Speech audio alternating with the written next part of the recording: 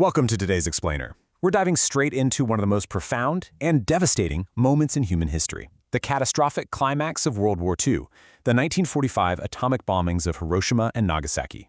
Now, it's a heavy subject for sure, but by looking closely at our historical sources today, we're going to break down the unimaginable human cost, the massive geopolitical shifts, and the exact moments that forever altered our world. On one morning in 1945, a single flash changed the world forever. You know, our sources aren't just using that as a dramatic hook. It's a literal description of what happened. Before that flash, warfare had physical limits. After it, humanity crossed into a terrifying new era. Let's take a step back and really look at the reality of that fateful morning. Section 1. A morning in 1945. The calm before the dawn. Picture this. Our sources describe a morning that probably looked a whole lot like yours. We're looking at a Japanese city right at sunrise. You've got children walking to school, bicycles navigating the streets, street vendors just setting up for the day. Grounding ourselves in this mundane, everyday human reality is absolutely crucial, because the instantaneous devastation that was about to happen, well, it happened to a living, breathing city that was just waking up. Section 2.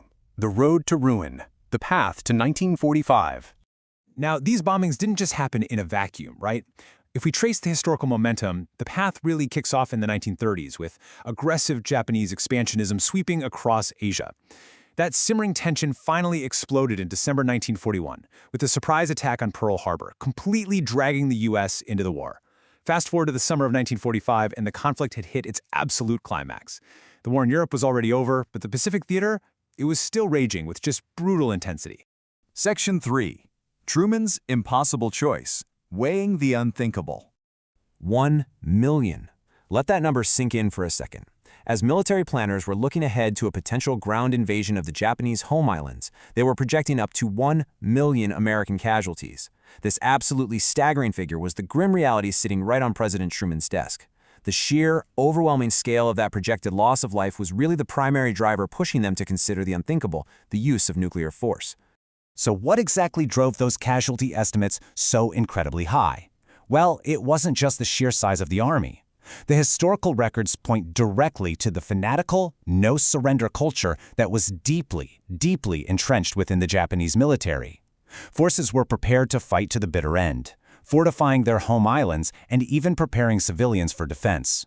Surrender was viewed as the ultimate dishonor, which meant any conventional invasion was guaranteed to be a massive, drawn-out bloodbath.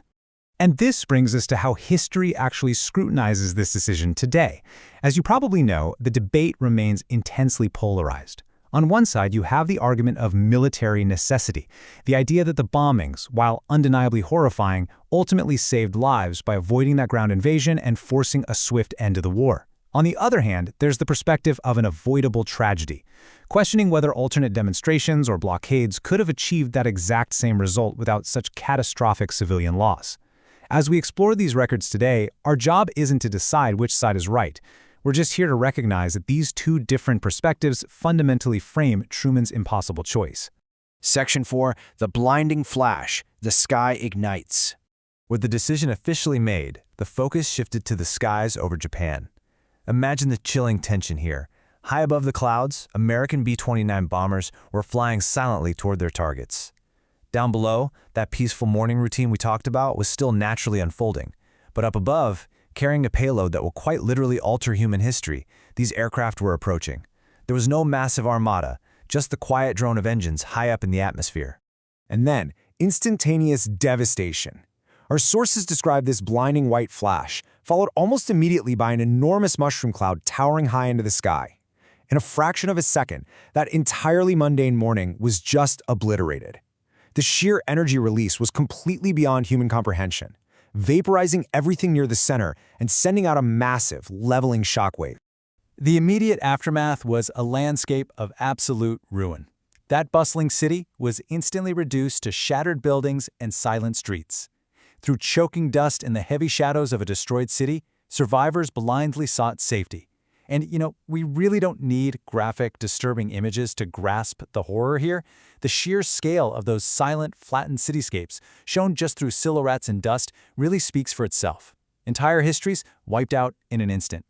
But here's the thing. The horror didn't actually end with the explosion itself. The sources outline a terrifying secondary threat. radiation.